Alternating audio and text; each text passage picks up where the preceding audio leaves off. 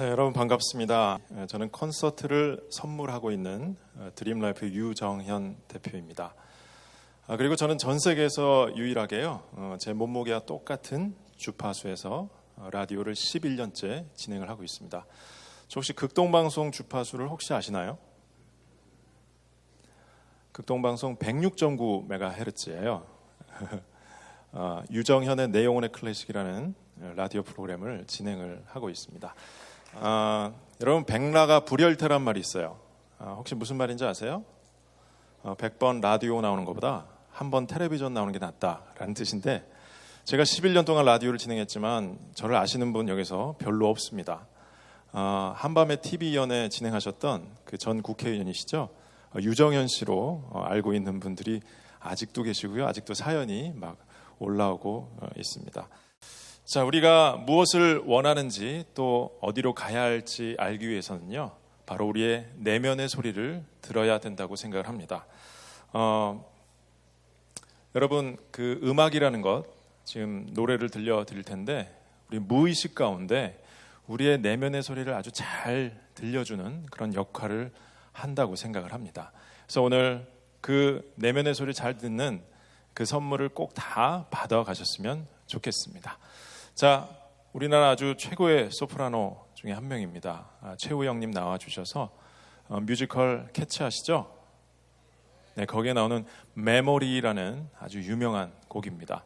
아마 교과서에서도 막 실려 있고 하기 때문에 잘 아는 곡일 텐데, 여러분 큰 박수로 소프라노 최우영님을 맞이해 주시기 바랍니다.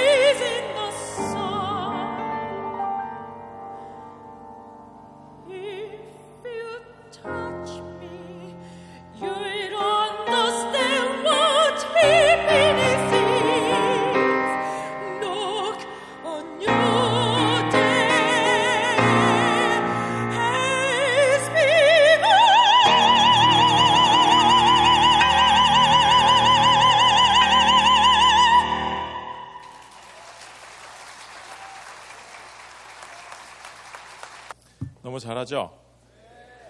예. 저는 무슨 노래를 할까 굉장히 고민을 많이 했는데 산타 루치아를 부를 거예요. 잘 알죠? 왜냐하면 제가 성악을 하게 된 계기가 바로 이건데, 제가 어렸을 때 내 사랑 마리솔이라는 영화를 8살 때 봤어요.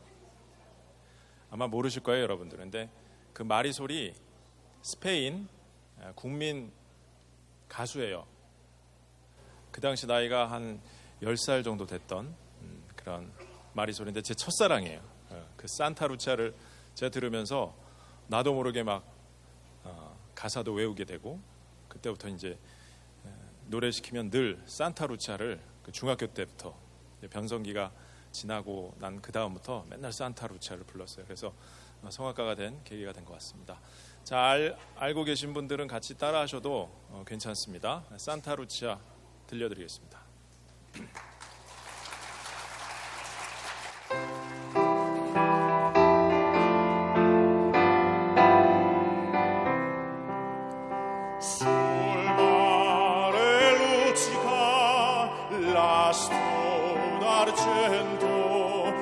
Placida e l'onda, prospero il vento, sul mare luccica l'astro d'argento, placida e l'onda, prospero il vento, venite all'agire, Barghetta mia, Santa Lucia, Santa Lucia, venite all'agire, Barghetta mia, Santa Lucia, Santa Lucia.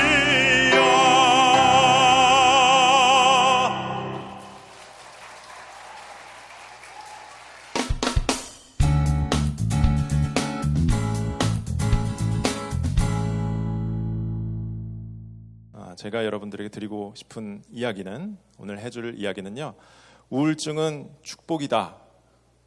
뭐라고요? 한번 크게 볼까요? 시작. 우울증은 축복이다. 이게 무슨 말도 안 되는 얘기야 라고 하실 수 있겠지만, 자, 그렇다면 제가 이렇게 우울증 때문에 사실은 이렇게 좀 몸이 커지기도 했던 것 같아요. 근데 제가 살찐 이유를 2가지를 말씀드릴 텐데, 처음에는 제가 대학교 3학년 때 일입니다. 제가 1991년도에 대학을 들어갔고요. 그러니까 1993년도에 금세기 최고의 성악가로 루치아노 파바로티 아시죠? 네, 그분이 꼽혀서 객석이라는 아주 유명한 음악 잡지에 표지 모델로 나왔어요. 그래서 이제 그때 제가 밤마다 기도를 했어요. 신이시여, 저도 루치아노 파바로티처럼 되게 해주세요.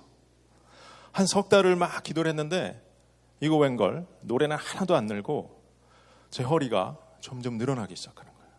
몸무게가 막 커지기 시작하는 거예요. 제가 뭘 잘못했을까요? 많이 먹었다. 정답입니다. 근데 기도를 잘못한 것 같아요. 루치아노 파바로티처럼 노래 잘하게 해주세요를 했어야 되는데, 노래를 쏙 빼먹고 그냥 무작정 루치아노 파바로티처럼 되게 해달라고 했던 그런 것 때문에 이렇게 막 찌지 않았나라는 생각을 해봅니다. 이 얘기를 왜 하냐면요, 오늘 조금 구체적으로 이야기하고 싶은 말이 바로 우울증입니다. 2012년 통계 자료에 의하면요, 우리나라의 자살자 수가 엄청 많은 거 아시죠? OECD 국가 1인 것도 잘 아실 거고, 12년 기준으로는 하루에 42.5명이 자살을 했어요. 저는 처음에 안 믿었어요. 한 달이겠지. 한 달도 너무 많잖아, 솔직히. 그런데 하루에 그렇게 많은 사람이 자살을 합니다. 그런 나라에 우리가 살고 있어요.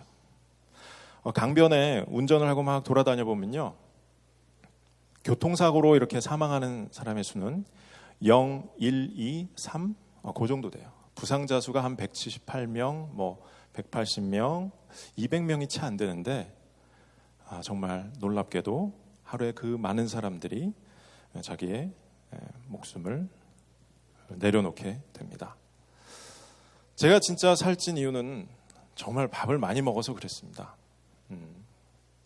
근데 우울증 때문에 그렇게 된 것 같습니다.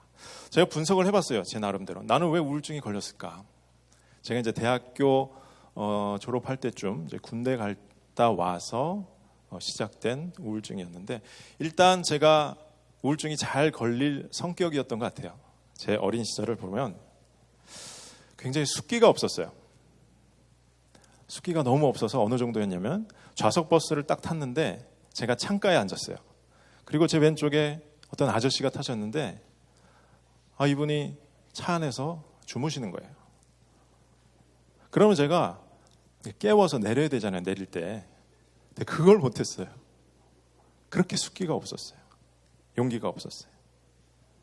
그리고 지금 가만히 살펴보니까 제가 어렸을 때 제 친구들을 저희 집에 생일날 초대를 하진 않았어요. 단 한 번도. 제가 사립초등학교를 들어갔거든요. 그때 친구네 집을 놀러 가면 집이 너무 크고 멋지고 좋았어요. 그런데 저희 집은 그렇게 크지가 않았어요. 그래서 좀 부끄러웠나 봐요. 남들한테 보여주기 싫었나 봐요. 사실은 아버지가 굉장히 돈을 많이 버셨는데 집, 큰 집, 뭐 좋은 차 이런 거에 관심이 전혀 없었고 오로지 맛있는 것만 많이 사주셨어요. 어렸을 때 너무 고생을 하셨어요. 못 드셔가지고. 이제 성공하신 다음에 늘 제일 좋은 것만 먹이셨고 그랬던 것 같아요. 자, 그런데 보니까 제가 그 어린 나이에도 다른 사람을 너무 필요 이상으로 의식을 했다는 거죠. 제 친구가 놀러 왔을 때 우리 집이 작다라고 얘기하면 뭐라고 할까, 그런 의식이, 강박의식이 좀 있었던 것 같아요. 또 한 사건은 뭐였냐면, 초등학교 6학년 때 저희 어머님이 부추만두를 너무 맛있게 만드셨는데 제 짝꿍이 파라고 그러는 거예요. 자꾸. 이거는 부추가 아니고 파라는 거예요. 그래서 그게 좀 창피했나 봐요. 부추하면 왠지 좀 고급스러운 것 같고 파하면 좀 그냥 늘 흔히 보니까 그때 엄청 주먹질하며 싸웠던 그런 기억이 있어요. 그렇게 저는 다른 사람이 나를 어떻게 생각하느냐에 너무나 얽매여 있었던 것 같아요. 그리고 좀 너무 착하게 살았던 것 같아요. 어렸을 때 제가 원하는 것이 있다면 우리 부모님께 당당히 좀 요구할 땐 요구했어야 되는데 잘 거절을 못했고 너무나 그냥 좀 착한 아들로 온실 속에서 자라다가 이것이 이제 빵 터지게 된 거예요. 대학교가 돼서 제가 S대를 나왔는데요. 왔더니 전국에서 가장 노래 잘하는 사람들이 딱 모였을 거 아니에요.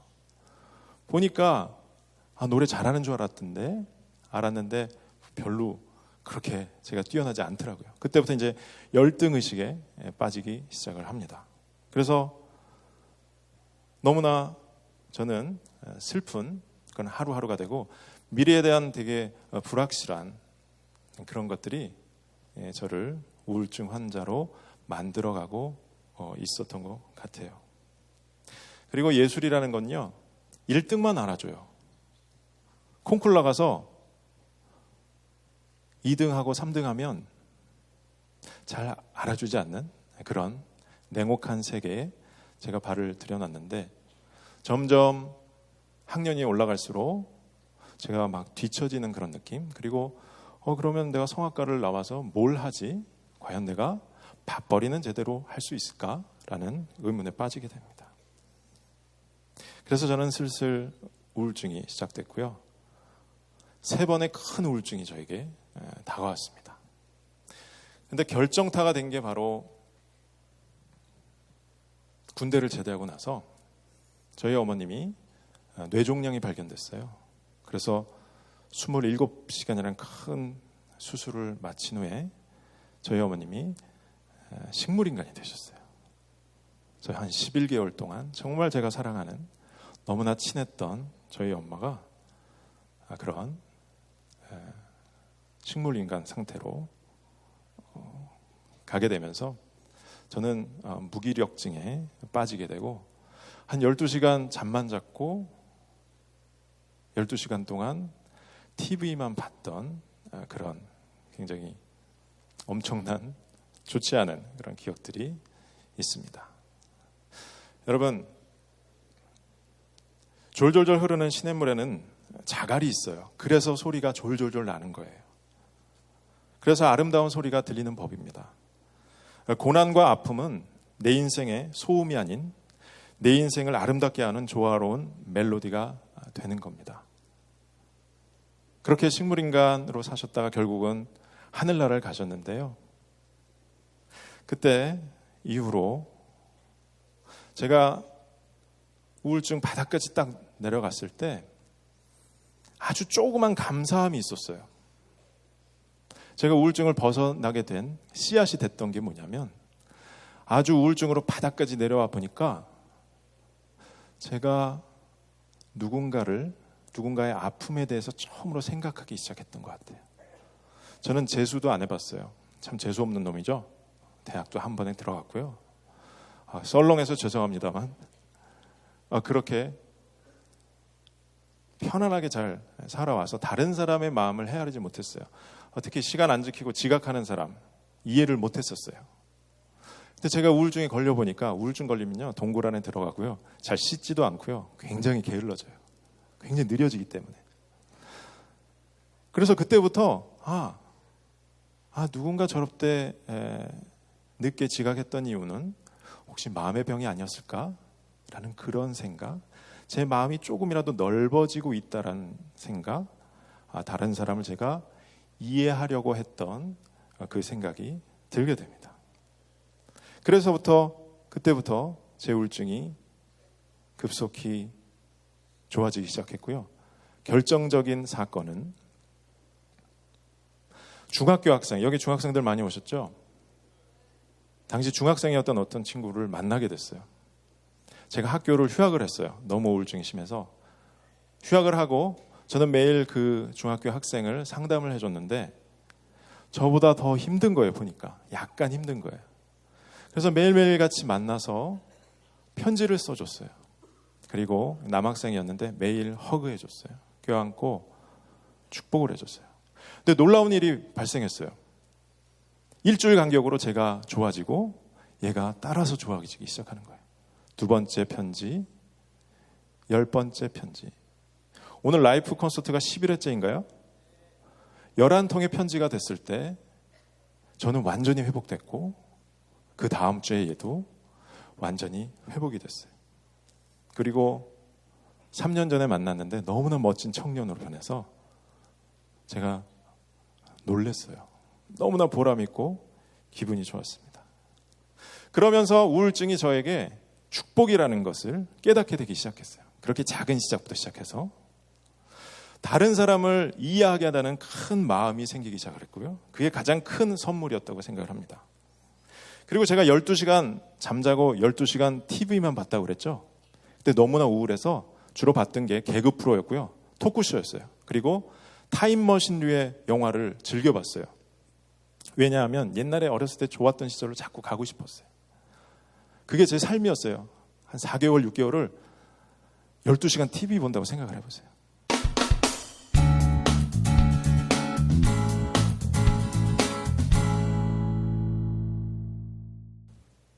자, 그런데 어느 시점부터 이게 나한테 축복이라는 걸 알게 됐어요. 제가 처음에 어떻게 말씀드렸죠? 저는 숫기가 없는 사람이었고요. 말을 잘 못했어요. 근데 그때 12시간 동안 매일 공짜로 학원을 다닌 거, 레슨을 받은 거와 마찬가지였던 거예요. 지금 약간 후회하고 있어요. 그때 AFKN을 봤으면 지금 좀 네이티브 스피커로 영어를 정말 잘했을 텐데 라는 생각을 해보기도 합니다. 그러면서 제가 방송을 11년 동안 하는데도 아직도 안 잘리고 있어요. 방송을 잘 하게 됐고 제가 MC로서 말을 잘하는 사람으로 변하게 됐어요. 그 이유가 뭐였냐? 저는 당당하게 말씀드립니다. 바로 우울증 때문에 그렇습니다. 우울증은 나에게 축복의 증서이고 어떤 자격증 같아요. 그리고 제가 그 S대학교를 우울증 때문에 휴학을 정말 많이 했거든요. 그래서 휴학 전문가예요. 혹시 휴학 상담하실 분 있으면 제가 친절히 다 말씀해 드릴게요. 거듭거듭 휴학을 해서 제가 10년 반이라는 학부를 그렇게 오래 다녔어요. 여학생 같으면은 4년 만에 졸업하는 대학이잖아요. 군대를 갔다 온다 쳐도 6년이나 7년이면 졸업해야 될 그 대학을 그 우울증 때문에 10년 반 동안 다녔어요. 그런데 이게 왜 축복이냐? 제가 하고 있는 드림라이프는 공연 기획사입니다. 하우스 콘서트를 선물하는 그런 회사인데 학교를 그렇게 길게 다니다 보니까 우리나라 최고의 인맥을 갖게 되셨어요. 너 매일 다른 캐스팅으로 콘서트 해봐. 한 달간. 네, 할 수 있어요. 왜냐? 학교를 너무 길게 오래 다녀가지고 저 웬만한 사람 다 알아요. 웬만한 후배가 다 저를 알고요. 웬만한 선배님들이 저를 다 알아요. 그래서 저는 그 우울증 덕분에 지금 하고 있는 콘서트를 하고 있습니다. 제가 지금 하고 있는 일은 콘서트를 선물하는 일을 하고 있는데요. 저한테 성악을 취미로 배우는 제자가 한 명 있었습니다. 명문 대학교에서 또 경영학을 공부하고 있던 친구였는데 어렸을 때부터 바이올린도 잘하고 그래서 음악적인 감수성이 아주 풍부한 친구였어요. 제가 공연을 할 때마다 늘 와서 격려해주고 응원해줬어요. 그런데 어느 날 이 친구가 안 오는 거예요. 왜냐? 우리나라 최고의 그룹에 입사를 했어요. S그룹에. 바쁘다 보니까 콘서트를 못 오는 거예요. 사무실 안으로 악기를 가지고 들고 가서 사무실 안에 오피스 콘서트를 하기 시작했어요. 그게 저의 사업입니다. 많은 직장인분들, 나이 드신 50대 정도 되시는 분들이 돈은 많이 벌었는데 자녀들과의 소통이 사라지고 부모님과 자녀들이 이야기가 단절되고 부부끼리 대화가 단절되고 돈은 참 많이 벌어주는데 너무 바쁘다 보니까. 그래서 큰 회사들 안에는 그렇게 우울증을 상담하는 그런 부서가 따로 있다라고도 제가 얼핏 들었습니다. 그래서 저는 찾아가서 공연을 해주는 거예요. 그래서 회사니까 돈을 많이 주시니까 재래시장이라든가 뭐 시골이라든가 문화적인 소외된 곳 찾아가서 음악을 선물하는, 콘서트를 선물하는 그런 일들을 하고 있습니다. 근데 이걸 잘 할 수 있게 된 이유가 바로 우울증을 겪었기 때문에 다른 사람의 마음을 제가 잘 읽게 되거든요. 그리고 거기에 맞는 멘트를 가지고 합니다. 스토리텔링이 있는 콘서트입니다. 그냥 음악만 하는 게 아니고요. 제가 메시지를 던지고 서로 대화하고 눈빛을 마주치면서 위로하는 그러한 공연들을 하고 다니고 있습니다. 그래서 한동안은 우울증 치유 음악회라는 것을 17회를 했어요. 매달 다 다른 컨셉으로. 음악도 있지만 미술 치유 같은 프로그램도 같이 하고 또 연극도 들어가고 여러 가지 그런 프로그램을 할 수 있었던 그 자양분은 다시 한번 자신 있게 말씀드리지만 우울증 때문이었습니다. 그래서 만든 콘서트는 그리고 제가 하는 메시지들 이 말을 통해서 막 행복해지는 것을 보면서 저는 굉장히 보람을 느낍니다. 말은요 우리의 마음과 마음을 이어주는 그런 다리 역할을 하고 있습니다. 잘 아시죠 여러분? 그래서 정다운 인사 한마디가 우리의 하루를 멋지게 열어주기도 합니다. 우리는 서로를 행복하게 하는 그런 말을 자주자주 써야 된다고 생각을 해요. 그래서 짧지만 이런 한마디를 함께 해봤으면 좋겠어요. 우리 옆에 있는 친구에게 이렇게 얘기했으면 좋겠어요. 다시 따라해 보십시오. 고마워. 미안해. 잘했어. 기도해 줄게. 넌 항상 믿음직해. 넌 잘 될 거야. 내가 곁에 있어서 나는 참 좋아. 마지막입니다. 사랑해. 네. 자, 벤저민 프랭클린은요, 이런 얘기를 했어요. 성공의 비결은 험담을 하는, 그러니까 뒷담화를 까는 게 아니라 상대의 장점을 드러내는 데 있다. 세상에서 가장 맛있는 반찬이 뭐죠? 개구리 반찬? 고기 반찬? 칭찬이에요, 칭찬. 자, 우리 옆 사람 보면서 칭찬 한마디 해봅시다. 시작. 야, 너 피부가 너무 고와. 안경 참 멋있네.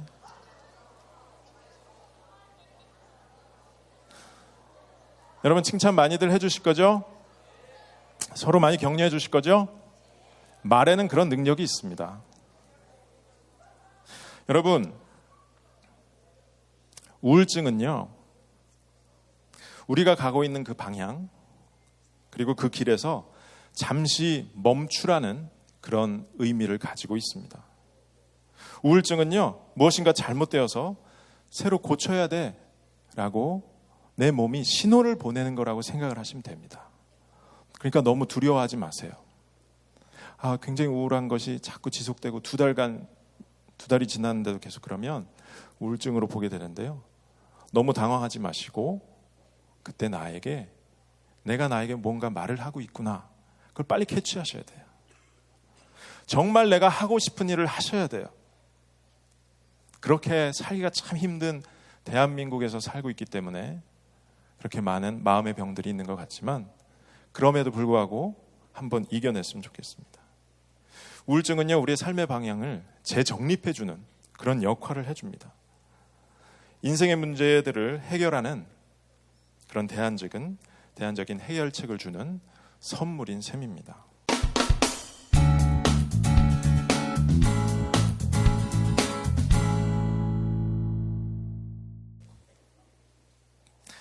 제 별명이 있어요. 곰이에요, 곰. 5세 미만 아이들은요, 저를 그 뽀로로에 나오는 뽀비로, 안녕, 나 뽀비야, 이 한마디 하면 다 그렇게 속아요. 근데 5세 이상은요, 푸 닮았다라고 얘기를 해요. 자, 근데 오늘은 제가 일부러 턱시도가 몇 개 있는데 이걸로 택했어요. 혹시 곰 중에 무슨 곰 같죠? 반달곰 맞아요. 일부러 이렇게 입고 왔어요. 왜냐? 곰은요, 겨울에 뭘 하죠? 동면에 들어가요. 잠을 자요. 번식이 아니고 겨울엔 자야 돼요. 번식 누구야? 그럴 나이지. 곰은 겨울을 견뎌내고 봄에 쓸 그 에너지를 축적하기 위해서 잠을 잡니다. 우울증은요, 잠시 나한테 잠을 주는 시간일 줄 모르겠어요. 혹시 자녀 가운데 우울증으로 의심되는, 잠을 너무나 많이 자는 자녀가 있다면 너무 혼내지 마세요. 차라리 격려해 주세요. 얘가 지금 자고 있지만 언젠가 깨어나서 새로운 에너지로 달려나올 것이다. 우리 아들, 우리 딸 힘내. 이렇게 생각해 주셨으면 좋겠습니다. 여러분, 요즘은요, 정말 소통이 많이 필요한 시대인 것 같아요. 소통과 공감이 필요한, 소통을 넘어선 공감이 필요한 그런 세상인 것 같아요.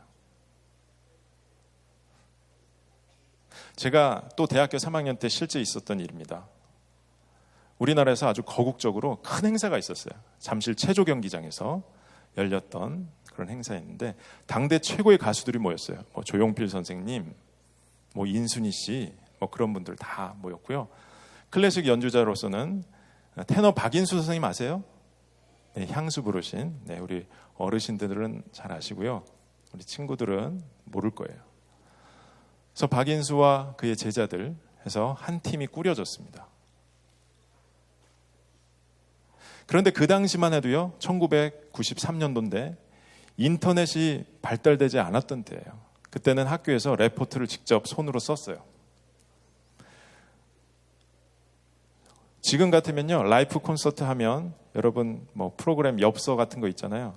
인터넷으로 전송하면 돼요. 사진을 전송하면 되고 텍스트를 이메일로 전송하면 디자이너가 그대로 받아서 디자인 들어가면 되는데 그 당시에는 직접 갖다 주거나 사진을, 그리고 이력서 같은 거, 프로필을 직접 갖다 줬던 그때예요. 제가 우연히 성악가 과 사무실에 딱 들어갔어요. 인터넷이 발달되기 전인 그때 전화 통화하는 것을 우연히 듣게 됩니다. 여보세요. 네. 저희가 부를 노래가요, 베토벤의 이힐리베 티시입니다. 그랬더니 디자이너분이 못 알아들으신 거예요. 보통 디자이너분들은 고등학교 때 불어를 하시고요. 음악하는 사람들은 고등학교 때 독일어를 해요. 이힐리베 티시요. 네? 뭐라고요? 따라해 보세요. 이 리베 디히어. 한 3분 동안 그걸 막 했어요. 베토벤의 이실리베 디히 아시죠? 이실리베 디소 피두미 아마벤툰 탐모르게. 사랑해선 안 될 게 너무 많아. 그래서 더욱 슬퍼지는 것 같아. 그 중에서 가장 슬픈 건 날 사랑하지 않는 그대. 무슨 노래죠? 우리 어르신들은 다 아시죠? 신승훈의 보이지 않는 사랑. 우리나라 가요 중 역사적으로 처음으로 클래식 곡과 함께 시작하는 그 곡입니다. 당시 가요 톱10 완전히 올킬했던 그런 노래입니다. 자, 보름이 지났어요. 보름이 지났는데 제가 대기실에 갔어요. 갔는데 이제 프로그램이 나왔을 거 아니에요. 봤어요. 자, 소통과 공감이 안 됐던 결과입니다. 베토벤의 이실리베 디히가 나왔어야 되는데 전혀 엉뚱한 제목이 나와 있었습니다. 맞추시는 분에게 3억 드리겠습니다. 자, 3억. 베토벤의 이실리베 디히가 소통과 공감이 안 돼서 전혀 엉뚱한 이름이 나왔어요. 뭐 3억이 너무 적은가 보다. 10억 드릴게요. 10억. 자, 이거는 제가 100번 넘게 콘서트를 해도 아무도 못 맞췄어요. 자, 따라해 보세요. 베토벤의 크게 베토벤의 이시리 베시리. 자, 우리 옆 사람과 인사하겠습니다. 이시리 베시리 시작. 나는 당신을 사랑합니다 라는 뜻이 되겠습니다. 자, 여러분 이제 소통했으면 좋겠어요. 공감했으면 좋겠어요. 그런데 바로 나 자신과 소통했으면 좋겠어요. 나 자신과 공감했으면 좋겠어요. 내가 나한테 칭찬을 많이 했으면 좋겠어요. 내가 나 자신한테 감탄하셔야 돼요. 그러면 우울증 걸리지 않습니다. 그리고 혹시 우리 가운데 지금 약간 너무 우울하다 하신 분들은 딱 이것만 했으면 좋겠어요. 일기를 꼭 쓰세요. 내가 나한테 쓰는 일기는 나를 격려할 수 있고 나의 대화를 듣게 하는 좋은 도구라고 생각을 합니다. 그리고 매일 30분씩 꼭 걸으세요. 이 2가지만 하셔도 우울증 금방 없어집니다. 제가 확신해요. 저는 요즘 매일 지금 44살인데요. 아직도 일기를 열심히 쓰고 있고요. 그리고 매일 1시간 반에서 2시간 홍제천을 걷고 있어요. 홍제천에 산책로가 있는데 교각마다 세계의 명화들이 막 걸려 있고 하는 곳을 매일 걷고 있습니다. 여러분 꼭 기억하셨으면 좋겠어요. 나 자신과 소통하고 나 자신과 공감하는 여러분 모두가 되었으면 좋겠습니다. 제가 늘 표처럼 제 가슴에 새겨놓고 있는 문구를 말하면서 저는 인사드리겠습니다. 삶이 노래라면 사랑은 바로 그 음악입니다. 자, 지금 여러분 스마트폰을 다 꺼내시기 바랍니다. 다 꺼내세요. 지금 뭘 할 거냐면 스마트폰 키시고요. 영상통화를 하셔서 10월의 어느 멋진 날에를 불러드릴 텐데 가장 이걸 듣게 하고 싶은 분, 엄마일 수도 있고 아빠일 수도 있고요. 친구일 수도 있고 애인일 수도 있겠죠. 영상통화에서 생중계 하셔도 되고요. 나는 생중계 싫어. 레코드 할래. 그냥 레코드 하셔도 되고 나 그냥 사진 찍을래 하신 분은 사진 찍어도 되겠습니다. 자, 한 30초 여유 드릴게요. 지금 통화하시는 분들 계시는데 생중계로 10월의 어느 멋진 날에 불러드리겠습니다. 오늘이 10월 30일이고 내일이 31일이에요. 이 노래는 딱 이틀만 할 수 있어요. 자, 전화 되셨어요? 네. 그럼 10월의 어느 멋진 날에 우리 소프라노 최우영 님과 함께 불러드리겠습니다.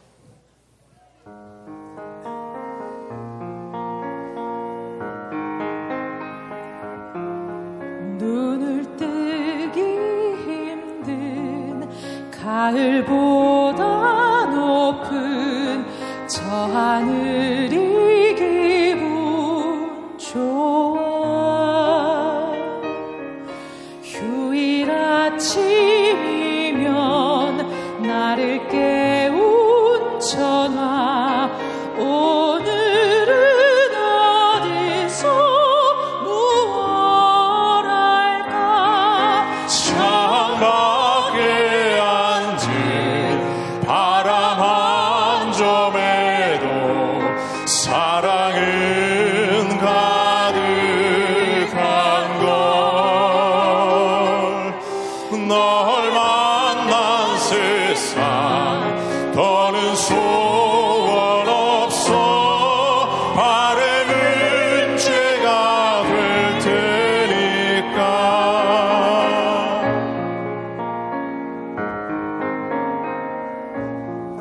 가끔 두려워져 지난 밤 꿈처럼 사라질까 기도해. 매일 너를 보고 너의 손을 잡고 내 곁에 있는 너를 확인해. 창밖에 앉은 바람 한 점에도 사랑은 가득한 걸. 널 만난 세상 더는 소원 없어. 바람은 죄가 될 테니까.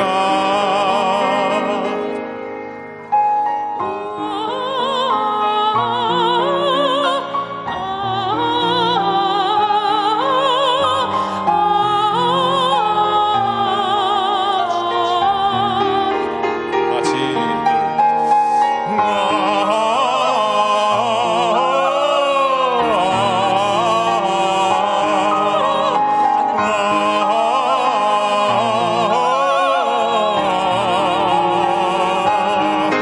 살아가는 꿈을 꾸는 이유 모두가 너라는 걸. 내가 있는 세상 살아가는 동안 더 좋은 것은 없을 거야. 10월의 어느 멋진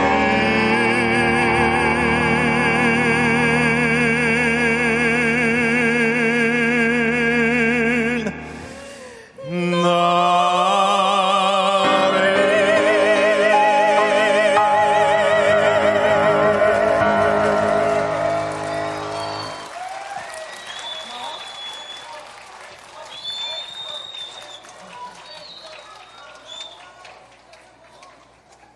자, 우리 피아니스트 조영희 님을 큰 박수. 소프라노 최우영. 여러분 기억나시죠? 이시리 배시리 사랑합니다. 네, 행복하시고 늘 언제 어디서나 행복한 말들 많이 하시기 바랍니다. 이제 저희는 물러가도록 하겠습니다. 차렷 경례.